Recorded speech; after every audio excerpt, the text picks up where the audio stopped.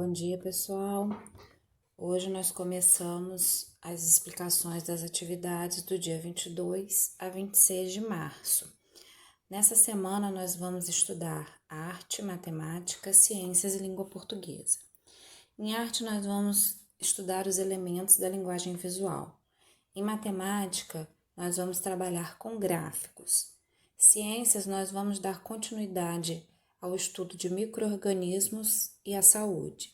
Em língua portuguesa, nós vamos estudar cartaz e encontro consonantal. Vamos lá? Essa é uma atividade integrada de arte e religião. Vamos estudar a atividade de arte. Elementos da linguagem visual. Como elementos da linguagem visual, nós temos as linhas, formas e pontos. Vamos estudar as linhas. Quando nós agrupamos os pontos muito próximos, do mesmo tamanho, a gente visualiza a linha. Aí nós temos exemplos de linhas. Linha reta horizontal, linha cheia, vertical, curva, espiral. Já os pontos são dimensionados por quem os desenha. Podem ser menores, maiores, de espessuras diferentes. No pontilhismo, o artista pode formar imagens usando os pontos para contornar, para delinear ou sombrear o desenho. Vamos agora às formas. Todas as coisas ao nosso redor têm formas. Quando fazemos um trabalho artístico, as formas desse desenho podem ser figurativas, que são aquelas compostas pelos objetos que nos cercam, que nós conhecemos, como no exemplo aí tem uma maçã e um copo. Podem ser abstratas, que são aquelas que formam desenhos que não representam objetos próprios da nossa realidade. E as geométricas são desenhos formados por figuras geométricas, quadrado, triângulo, círculo, etc. Vamos às atividades. Colocando em prática o que estudamos. Na número 1, vocês vão reproduzir o desenho que está aí. Pode ser numa folha em branco, pode ser no caderno, pode ser na folhinha se você imprimir. Nesse primeiro desenho aí, vocês vão usar a técnica do pontilhismo. Vocês vão reproduzir esse desenho do peixe usando o pontilhismo com 2 ou mais cores. No segundo quadrinho, vocês vão criar algum desenho a partir dessas imagens de linhas que estão aqui. Então, vocês vão escolher a linha e representar o desenho ao lado. Na número 2, vocês vão observar as obras que estão aqui embaixo e numerar adequadamente de acordo com o tipo de desenho, qual técnica foi usada. Se for pontilhismo, colocar número 1, se for forma geométrica, 2, se forem linhas e formas, número 3. Agora vamos refletir aí na atividade de religião. Ela fala sobre generosidade, sobre o que é ser generoso. Vocês vão ler esse pequeno texto aí para fazer uma reflexão. Depois vão responder a número 1 e a número 2, vocês vão observar as imagens com os gestos de generosidade e descrever cada gesto que foi feito nessas linhas abaixo. Na número 3, vocês vão refletir sobre que ações de generosidade vocês têm feito no dia a dia. E depois vocês vão fazer um desenho, pode ser numa folha, em branco, pode ser no caderno, que represente, o desenho que represente esse ato de generosidade. Só que para fazer esse desenho, vocês vão usar a técnica do pontilhismo e deixar o desenho bem bonito, tá bom? Essa é a nossa atividade de matemática. Hoje nós vamos estudar gráficos. O gráfico é um texto que nos dá informação sobre algum assunto. Nesses gráficos, a gente pode ter dados que realmente existam, como é o caso desse gráfico que está aí, de 2020, falando sobre os casos confirmados de Covid, no estado do Rio de Janeiro. Ou podem ser também um gráfico que a gente inventa sobre algum assunto. Vocês vão responder as questões observando o gráfico, Na número 1, observe o gráfico e faça o que se pede. Que assuntos sobre Covid são tratados nesse gráfico? Vocês vão marcar um X na opção correta. Na letra B, qual estado está falando dos casos de Covid? Sobre qual estado fala esse gráfico? Na letra C, vocês vão marcar se esses casos confirmados e de morte são referentes a qual período. Na número 2, vocês vão responder essas questões também sobre gráficos.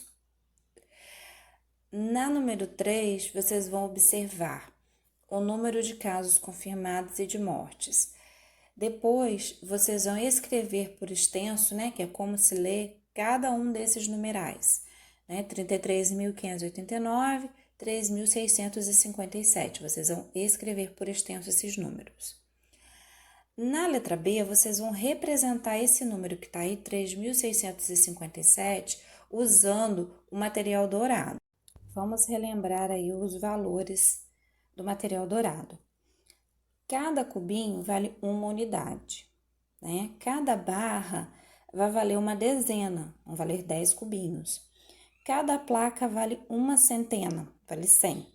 E o cubão vale uma unidade de milhar, vai valer 1000. Então, a partir dessa explicação, vocês vão representar esse número aí usando o material dourado. Na letra C, vocês vão fazer a decomposição dos números, como está aí no modelo. Tem o numeral 45.037.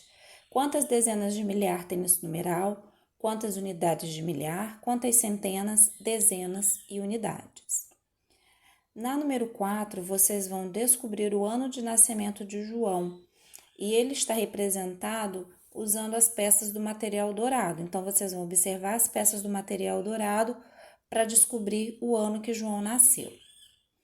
Na número 5, vocês vão descobrir o segredo da sequência numérica dos números aí. Qual é a diferença de um número para o outro? Depois que vocês descobrirem essa diferença, vocês vão continuar a sequência de cada letra. Na número 6, vocês vão arrumar os casos de Covid em ordem decrescente, do maior para o menor. E entre cada um desses numerais, vocês vão usar o sinal de maior, entre cada um deles. Na número 7, tem um probleminha aí, vocês vão ler com atenção para poder responder. Essa é a nossa atividade de ciências e nós vamos dar continuidade ao estudo de micro-organismos. Agora nós vamos aprender sobre os micro-organismos e a nossa saúde.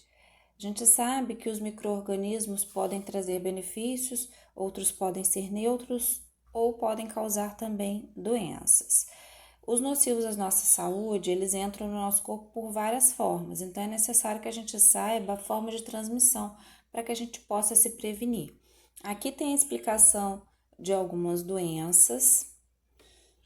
Em seguida, nós vamos falar aqui sobre os micro-organismos e a liberação deles no ambiente, né? Como é o caso do Covid-19, que é liberado através do ar, por vírus, e assim a gente pode se contaminar.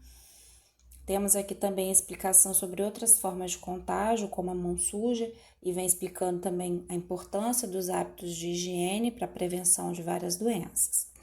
Agora aqui na atividade. Na número 1, vocês vão completar o quadro com as informações que estão faltando. As informações que vocês vão completar aqui estão no texto. Então, na primeira linha aqui, nós temos a doença, o micro-organismo causador e a transmissão. Então, vocês vão observar a doença, qual é o micro-organismo que causou essa doença e qual a forma de transmissão. Observem quais estão faltando e completem. Na número 2, vocês vão relacionar as formas de transmissão, né, da doença e como a gente deve se prevenir. Então, vamos lá.